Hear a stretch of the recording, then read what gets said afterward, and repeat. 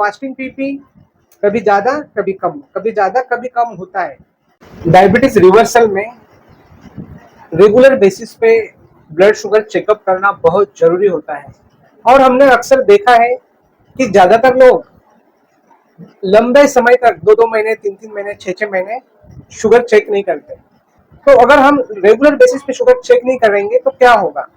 तो हमें हमारे शुगर का या डायबिटीज का पैटर्न पता नहीं चल पाएगा और हो सकता है इससे काफी बड़ी समस्याएं हमारे सामने आ सकती है।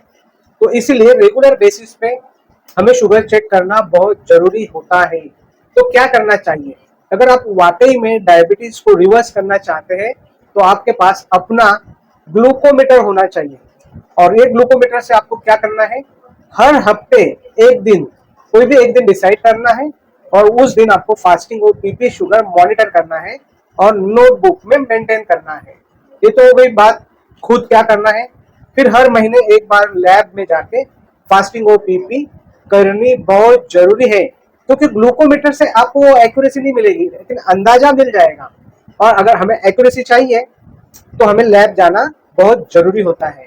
तो महीने में एक बार हमें क्या करना चाहिए, लैब जाना चाहिए और रिपोर्ट करानी चाहिए। और हर 3 महीने में एक बार HbA1c ग्लाइकेटेड हीमोग्लोबिन ये टेस्ट करनी चाहिए। ये टेस्ट गोल्ड स्टैंडर्ड टेस्ट है दोस्तों, इसको सारी दुनिया मानती है। और HbA1c पिछले 3 महीने का ग्लूकोज का एवरेज देता है, वो बहुत ज्यादा एक्यूरेट होता है।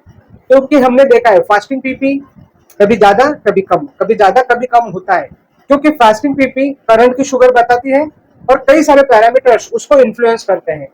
फॉर एग्जाम्पल, अगर कोई भी 2 दिन हमारा सेम भोजन नहीं रहता है, कभी कम रहता है कभी ज्यादा रहता है, तो इससे फर्क पड़ सकता है। फिर अगर रात को आपकी नींद प्रॉपर नहीं हुई है तो आपकी शुगर बढ़ के आ सकती है। इसके अलावा फिलहाल आप स्ट्रेस में चल रहे हो, तनाव में चल रहे हो, तो भी इसका असर फास्टिंग और बीपी शुगर पे पड़ता है, शुगर बढ़ती है।